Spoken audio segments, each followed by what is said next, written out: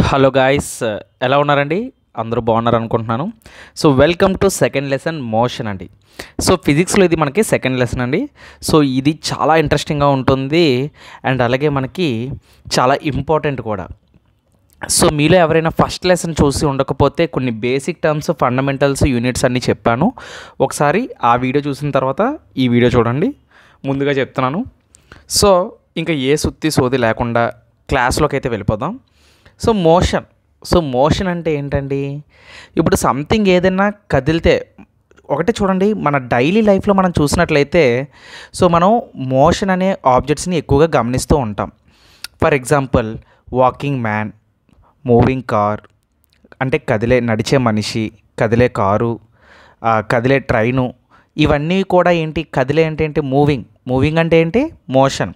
అంటే ఏదైనా కదిలితే దాన్ని మోషన్ అని చెప్తాం. మరి అలాగైతే ఇల్లు, చెట్టు, టేబుల్ ఇవన్నీ కూడా ఏంటి? రెస్ట్. సో ఇక్కడ నేను డయాగ్రామ్స్ వేశాను. డయాగ్రామ్స్ బాగోపోతే తిట్టుకోవద్దండి, కొంచెం నాకు డ్రాయింగ్ రాదు. So motion. సో ఇప్పుడు పై ఉన్నవన్నీ ఏం చెప్పాను? మోషన్. అంటే ఇక్కడ నడిచే మనిషి, కదిలే కారు, కదిలే ట్రైన్ ఇవన్నీ ఏంటి? మోషన్ అని చెప్తాం. కదిలేవి అంటే కదిలి ఉండాలి అవి. సో అలాగే ఇక్కడ మీరు చూసినట్లయితే ఇవన్నీ ఎలా ఉన్నాయి? రెస్ట్లో ఉన్నాయి. సో ఈరోజు మీరు నేర్చుకోవాల్సిన ఇంపార్టెంట్ పాయింట్ ఏంటంటే, బేసిక్ ఫండమెంటల్ ఏంటంటే what is motion and what is rest. So ఈ రెండు ఇప్పుడు చూడండి, ఇక్కడ ఇల్లు, ఇక్కడ ట్రీ చూసినట్లయితే ఇక్కడ రెస్ట్లో ఉంది. అలాగే టేబుల్, ఓకేనా? టేబుల్ చూసినట్లయితే ఇక్కడ రెస్ట్లో ఉంది. సో ఇక్కడ మీరు అనుకోవచ్చు మోషన్ అంటే కదిలేదే కదా, రెస్ట్ అంటే కదలకుండా ఉండేది కదా అని. కానీ కొన్నిసార్లు మీరు కొన్ని డిఫరెంట్ వేస్లో కూడా ఆలోచించాలి. ఇప్పుడు ఆ డిఫరెంట్ వేస్ ఏంటో నేను మీకు ఎక్స్ప్లెయిన్ చేస్తాను. ఫస్ట్ ఒకసారి మనం రెస్ట్ కోసం చూద్దాం. అసలు రెస్ట్ అంటే ఏంటి అనేది మనం ఇప్పుడు చూద్దాం. Okay, so rest, REST, rest కదా. సో రెస్ట్ అంటే యాక్చువల్గా ఏదైనా ఒక ఆబ్జెక్టు, ఇప్పుడు సపోజ్ ఒక ఆబ్జెక్ట్ ఉంది, ఏదైనా object does not change its position,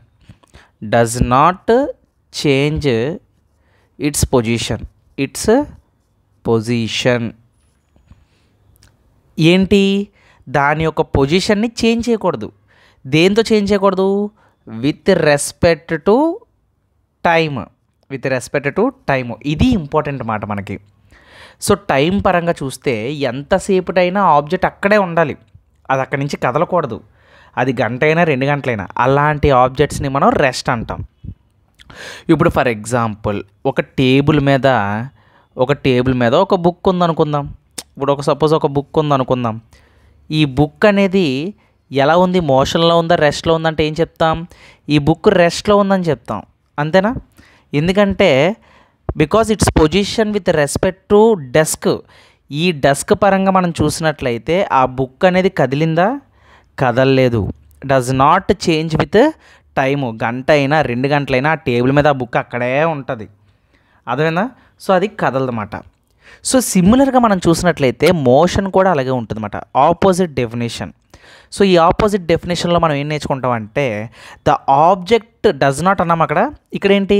the object change its position, ఓకేనా? Change its position with respect to surroundings,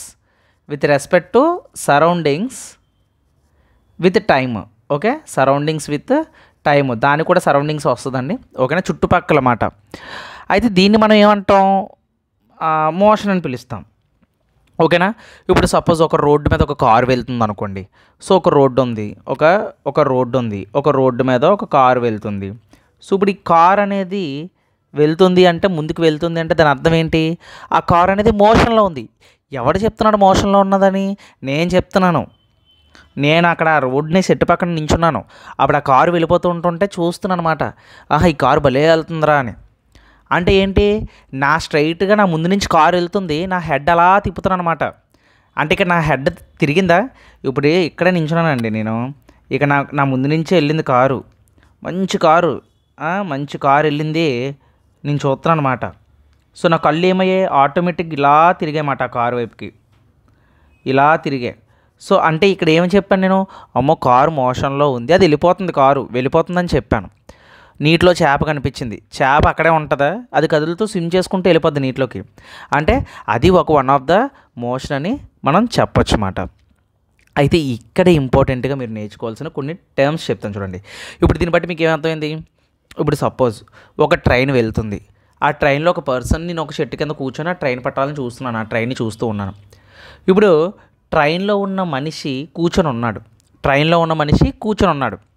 వాళ్ళ ఫ్రెండ్స్ ఇద్దరు కూర్చొని ఉన్నారు. వాళ్ళ ఫ్రెండ్ అని చూసినప్పుడు ట్రైన్ ముందుకు వెళ్తుంది, కానీ వాళ్ళ ఫ్రెండ్ ఏంటి సీట్లో కూర్చున్నాడు. వాళ్ళ ఫ్రెండ్ ఏమంటున్నాడు, భలే రెస్ట్ తీసుకుంటున్నావురా నువ్వు అంటాడు.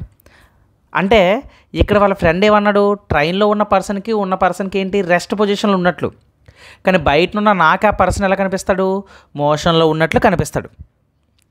ఇప్పుడు ఆ ట్రైన్లో నుంచి బయట నుంచి చూస్తున్న వ్యక్తికి నేను ఎలా కనిపిస్తాను యాక్చువల్గా? ఇప్పుడు మీరు ట్రైన్లో నుంచి చూసినప్పుడు చూడండి, చెట్లన్నీ వెనక్కి వెళ్ళిపోతున్నట్లు కనిపిస్తాయి.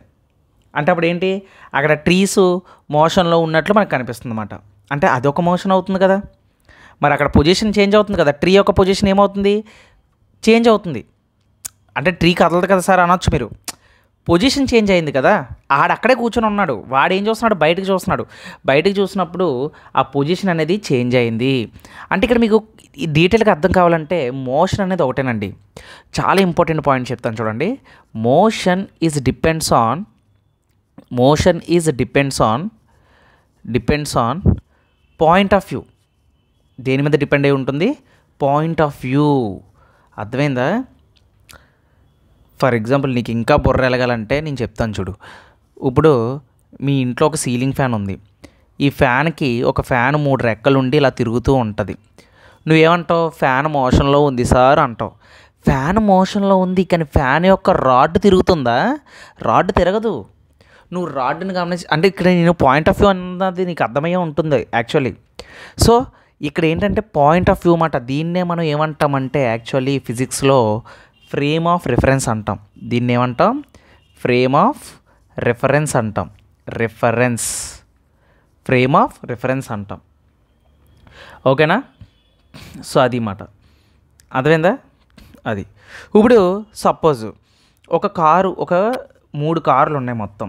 ఓకేనా? ఇక్కడ ఒక కారు, ఇక్కడ ఒక కారు, ఇప్పుడు నేను ఎట్టిన పొజిషన్లోనే ఉన్నాయి. ఓకేనా? సో ఇప్పుడు ఏమవుతుందంటే ఈ కారు రెస్ట్లోనే ఉంది, యాక్చువల్గా 3 ఆగి ఉన్నాయి. సడన్గా ఈ డ్రైవరు ఏం చేశాడంటే 2 కార్లు స్టార్ట్ అయ్యాయి.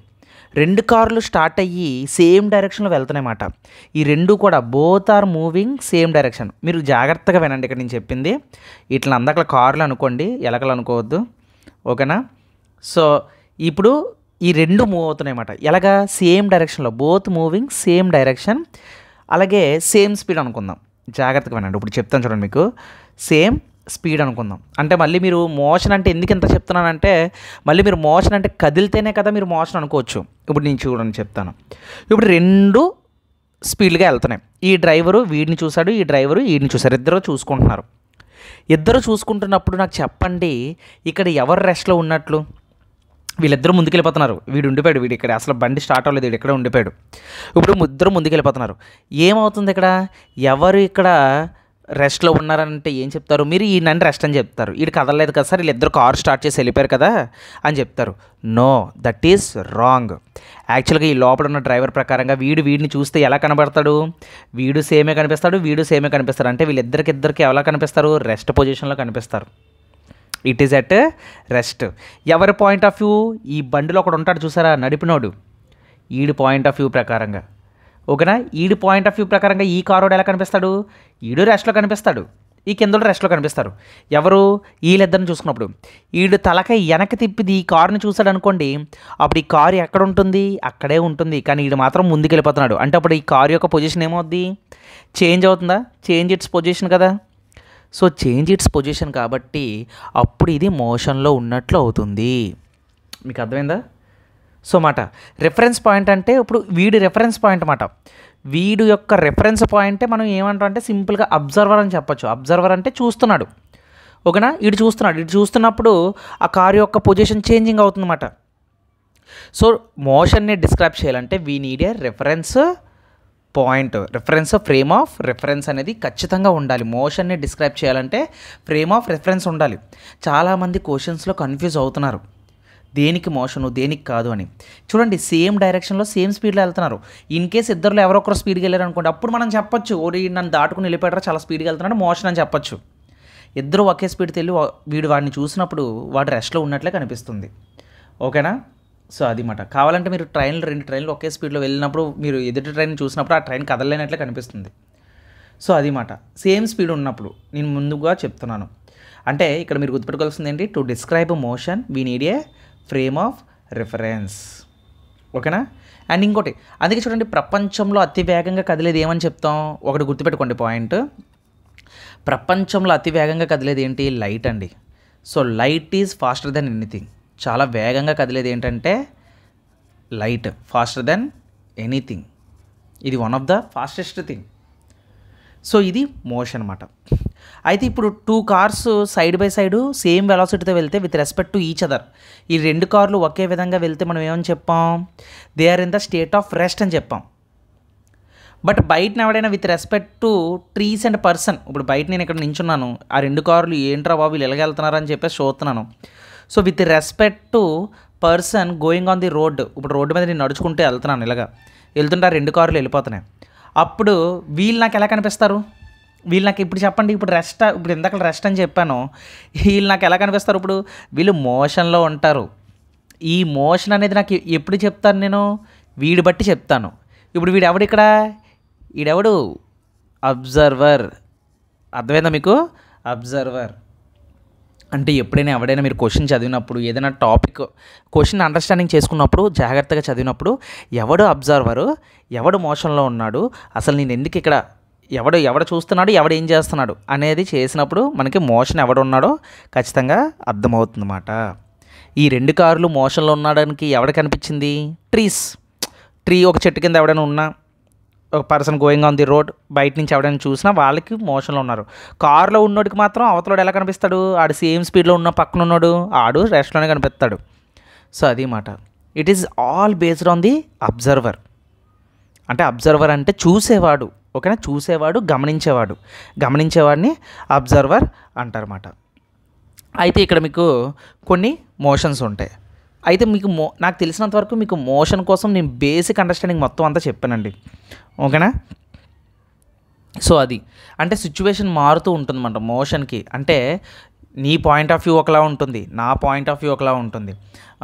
ఇంకా ఇంకా ఇంకా చెప్పాలి అంటే ఫర్ ఎగ్జాంపుల్, నీకు తెలిసినంత వరకు నీ ఇల్లు ఎక్కడ కదలట్లేదు, హౌస్ ఈజ్ ద రెస్ట్ అని చెప్పాం. నీ ఇల్లు ఎక్కడుంది? భూమి మీద ఉంది. ఓకేనా? భూమి మీద ఉంది, ఎర్త్ మీద ఉంది. సో ఎర్త్ మీద ఉంది కాబట్టి నువ్వు మూన్ పై నుంచి నువ్వు చూసినట్లయితే నీ ఇల్లు నీకు ఎలా కనిపిస్తుంది? ఇలా రొటేట్ అవుతున్నట్లు కనిపిస్తుందా లేదా? సో అంటే అప్పుడు నీ హౌస్ ఎలా ఉంది? మోషన్లోనే కదా. బుర్రెలిగిందా నీకు? అంటే ఇక్కడ గమనించావా, నేను ఇంట్లో ఉన్నప్పుడు నా ఇల్లుని చూసినప్పుడు నా ఇల్లు మోషన్ అనేది చేంజ్ అవ్వలేదు, పొజిషన్ అనేది చేంజ్ అవ్వలేదు. కానీ ఎప్పుడైతే నేను మూన్ పైకి వెళ్ళి నా ఇంటిని నేను ఒక పెద్ద దీంట్లో చూసానో, టెలిస్కోప్లో చూసానో, అప్పుడు నా ఇల్లు ఏమవుతుంది? ఎర్త్తో పాటు రొటేట్ అవుతుంది కదా చుట్టూను. సో ఇలా రొటేట్ అయినప్పుడు అప్పుడు ఏమవుతుంది? నా ఇల్లు కూడా మోషన్లో ఉంటుంది. ఇప్పుడు చెప్పండి, వీడు అబ్జర్వర్ మాట, వీడు చెప్తాడు నా ఇల్లు మోషన్లో ఉంది, ఇది చుట్టూ తిరుగుతుంది అని చెప్పి. సో ఇంకా బ్యాక్కి వెళ్ళిపోతే అప్పుడు ఏమవుతుంది? మధ్యలో సన్ రాజా ఉంటాడు. సో సన్ రాజా చుట్టూ ఎవరు తిరుగుతారు? ప్లానెట్స్ తిరుగుతాయి. ఈ ప్లానెట్స్ అన్నీ ఏంటి? ఒక పర్టికులర్ ఆర్బిట్లో తిరుగుతాయి. మన ఎర్త్ మోషన్లో లేదనుకుంటాం, but according to solar system మనం చూసినట్లయితే ప్లానెట్స్ అన్నీ ఎవరి చుట్టూ తిరుగుతాయి? సన్ చుట్టూ తిరుగుతాయి. అంటే మరి ఇవి కూడా మోషన్లో ఉన్నట్లే కదా. విత్ రెస్పెక్ట్ టు సన్ ఇవన్నీ కూడా మోషన్లో ఉన్నట్టే, అంతే కదా. ఇవన్నీ కూడా మోషన్లో ఉన్నట్లే. అంటే యూనివర్స్ పరంగా మనం చూసుకున్నా ఏదైనా సరే అబ్జర్వర్ బట్టి ఒకటి మోషన్లో ఉందా లేదా అని మనం చెప్పగలం. చెట్టు కదలట్లేదురా, అది రెస్టేరా, జీవితాంతం రెస్టేరా నువ్వు ఎలా చెప్పేస్తావు? నేను చంద్రమండలంకి వెళ్ళి నా ఇల్లుని చూస్తాను, అప్పుడు అది నాకు మోషన్ అవుతుంది. సో అది it is all based on the point of view. ఓకేనా? అబ్జర్వర్ బట్టి డిపెండ్ అయి ఉంటుంది. ఇది ఇంట్రడక్షనే. బేసిక్ ఒక పదాన్ని నేను ఎందుకు ఎంతలా చెప్పానంటే నెక్స్ట్ వచ్చే కాన్సెప్ట్స్ అన్నీ కూడా మీకు అర్థం అవ్వాలి మాట. ఓకేనా? సో ఇప్పుడు మనం మోషన్లోని డిఫరెంట్ టైప్స్ ఉంటాయి. ఎలాంటివంటే కొన్ని చూద్దాం. Types of motion. ఓకేనా? జస్ట్ వినేటప్పుడు మీరు జస్ట్ ఓపిక్గా అర్థం చేసుకుంటూ వినండి. ఏ డౌట్ వచ్చినా ఇన్స్టాగ్రామ్లో కానీ మీరు కామెంట్ సెక్షన్లో ప్రతి ఒక్కరికి రిప్లై ఇస్తాను. నాకేం లేదండి, ఫ్రీ టైం దొరికినప్పుడల్లా నేను రిప్లై ఇస్తూ ఉంటాను. మీకు ఏ డౌట్స్ ఉన్నా అడగండి, ఓకేనా. సో ఫస్ట్ టైప్ చూద్దాం. ఫస్ట్ టైప్ వచ్చేసరికి రెక్టిలీనియర్ మోషన్. నెంబర్ 1 రెక్టిలీనియర్ అంటారు. యాక్చువల్గా దీన్ని చాలామంది రెక్టిలీనియర్ అని పిలకుండా దీన్ని ఇంకో విధంగా పిలుస్తారు. రెక్టిలీనియర్ అంటారు, లేదు అంటే ట్రాన్స్లేటరీ మోషన్ అంటారు, ఓకేనా. ట్రాన్స్లేటరీ మోషన్ అంటారు, ఓకే. సో ఇక్కడ చూసినట్లయితే రెక్టిలీనియర్ ఇప్పుడు సింపుల్ అండి. ఒక స్ట్రెయిట్ రోడ్లోని ఒక బండి వెళ్ళిపోతుంది అనుకుందాం. ఒక కారు వెళ్ళిపోతుంది అనుకుందాం. ప్రతిసారి కారే తీసుకుంటారు ఏంటంటే, మీరు బాల్ కూడా తీసుకోవచ్చు. ఒక బాల్ స్ట్రెయిట్ రోడ్లో వెళ్ళిపోతుంది అనుకోండి, ఓకేనా. స్ట్రెయిట్గా వెళ్తుంది అంటే స్ట్రెయిట్ లైన్ అన్నమాట. ఈ వర్డ్ గుర్తుపెట్టుకోండి. ఒక ఆబ్జెక్ట్ స్ట్రైట్ లైన్లో వెళ్ళిపోతుంది అనుకోండి, దాన్ని రెక్టిలీనియర్ మోషన్ అంటారు, ఓకేనా. అదే body moves along straight line. ఇప్పుడు సపోజ్ ఒక బాడీ స్ట్రైట్గా ఎటువంటి డిస్ట్రాక్షన్స్ లేకుండా ఒక స్ట్రైట్ లైన్లో వెళ్తుంది అనుకోండి, దాన్ని రెక్టిలీనియర్ మోషన్ అంటారు. సిమిలర్ టు ఒక పార్టికల్ లేదా ఒక బాడీ లేదా ఏదైనా స్ట్రైట్ లైన్లో వెళ్తుందంటే దాన్ని ట్రాన్స్లేటరీ మోషన్ అంటారు. ఏదైనా ఒకటే, రెక్టిలీనియర్ ట్రాన్స్లేటర్ రెండు మనకి ఒకేలా ఉంటాయి. సో దీనికి నేను పెద్ద పెద్ద యానిమేషన్లతో నేను చూపెట్టాల్సిన అవసరం లేదు. సింపుల్గా స్ట్రైట్ లైన్లో వెళ్తుందంటే ఏదైనా ఒక ఆబ్జెక్ట్, దాన్ని రెక్టిలీనియర్ మోషన్ అంటారు, లేదు అంటే ట్రాన్స్లేటరీ మోషన్ అని అంటారన్నమాట, ఓకేనా. సో ఇక్కడ చూసినట్లయితే మీరు ఇక్కడ చూడండి, ఒక పర్సన్ స్ట్రైట్ లైన్లో వెళ్తున్నాడు అనుకోండి, దాన్ని రెక్టిలీనియర్ మోషన్ అంటాం. అదే ఒక గడియారంలో చూసేయండి, గడియారంలో చూసినట్లయితే సర్క్యులర్ మోషన్ అంటాము. అంటే చుట్టూ తిరుగుతుంది. ఇప్పుడు సపోజ్ ఒక పార్టికల్ ఉంది, మనం యాటమ్స్లో చెప్పుకుంటూ ఉంటాం, ఓకేనా. ఇప్పుడు ఇదేంటి, ఒక ముళ్ళు ఇలా చుట్టూ తిరుగుతుంది అనుకోండి, దీన్ని ఏ మోషన్ అంటాం మనం? సర్క్యులర్ మోషన్ అంటాం అన్నమాట. ఏ మోషన్ అంటాం? సర్క్యులర్ మోషన్ అంటాం, ఓకే. సో ఈ విధంగా తిరిగితే అది ఒక బాల్ చూడండి, ఒక ఫుట్బాల్ చూడండి. ఒక ఫుట్బాల్ మీరు చూసినట్లయితే ఈ ఫుట్బాల్ మనకి రొటేట్ అవుతూ ఉంటుంది. ఇదేంటి, మనం రొటేషనల్ మోషన్ అంటాం. అదే పీరియాడిక్ మోషన్, ఇప్పుడు సపోజ్ మీకు ఒక ఆసిలేటరీ మోషన్, వైబ్రేటరీ మోషన్ అని కూడా కొన్ని ఉంటాయండి. సో ఇక్కడ చూసినట్లయితే మీరు ఇక్కడ చూడండి, ఇక్కడ మనకి ఏముంది, మీరు ఇందాక లీనియర్ మోషన్ అవి చూసారు. లీనియర్ మోషన్ అన్నా స్ట్రైట్ లైన్ అనండి, ఓకేనా. సో ఇప్పుడు చూడండి, ఇది ఒక శాటిలైట్. ఈ శాటిలైట్ చూడండి, మన ఎర్త్ చుట్టూ శాటిలైట్ తిరుగుతూ ఉంటుంది అన్నమాట, ఇలా తిరుగుతూ ఉంటుంది, ఓకేనా. సో ఇలా తిరిగినప్పుడు దీన్ని ఏమంటామంటే, ఈ శాటిలైట్ ప్రకారంగా మనం ఏం చెప్తామంటే దీన్ని సర్క్యులర్ మోషన్ అని చెప్తాం. ఇప్పుడు చూడండి, ఇక్కడ రొటేటరీ మోషన్ అని ఉంది. రొటేటరీ మోషన్ అంటే ఏంటి? ఇక్కడ మీరు అడగొచ్చు, సార్ అబ్జర్వర్ ఎవరు అవుతారు సార్ దీన్ని రొటేటరీ మోషన్ అన్నారంటే? ఫ్యాన్ రెక్కలు తిరుగుతున్నాయి. ఎవరు అబ్జర్వరు? ఇక్కడ స్టాండ్ అని చూసారా, ఒక యాక్సిస్ పాయింట్ అంటారు దీన్ని రెఫరెన్స్ యాక్సిస్ అంటారు, ఓకేనా. యాక్సిస్, ఇది రెఫరెన్స్ యాక్సిస్. దాని ప్రకారంగా చూడండి, ప్రతి దానికి ఒక యాక్సిస్ ఉంటుంది. సో ఇప్పుడు చూడండి, ఇది ఫ్లో మోషన్. ఒక బాల్ ఒక తాడుకి కట్టేసి దాన్ని ఇలా ఊపితే ఈ బాల్ అనేది ఇక్కడికి వెళ్ళి మళ్ళీ ఇక్కడికి వెళ్తుంది.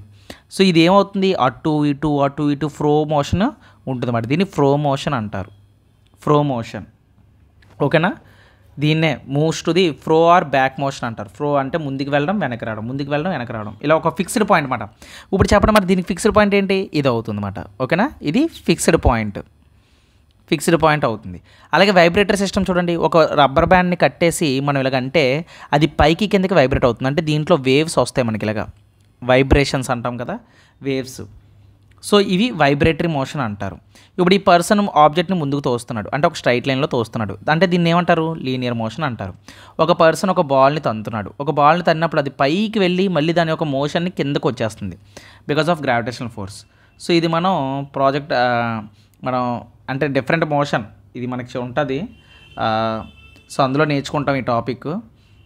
అలాగే circular motion, linear motion, vibrator motion, oscillatory motion, maximum అన్నీ చెప్పాను, ఓకేనా.